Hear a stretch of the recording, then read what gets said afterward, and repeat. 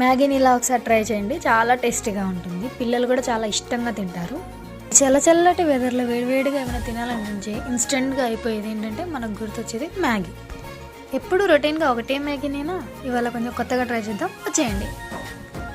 మీరు ఎలా చేసుకుంటారో నాకు తెలీదు. నేనైతే ఇందులో ఆనియన్స్, కరివేపాకు, పచ్చిమిర్చి, టమాటా, ఉప్పు, కారం, పసుపు అన్నీ యూజ్ చేస్తానండి.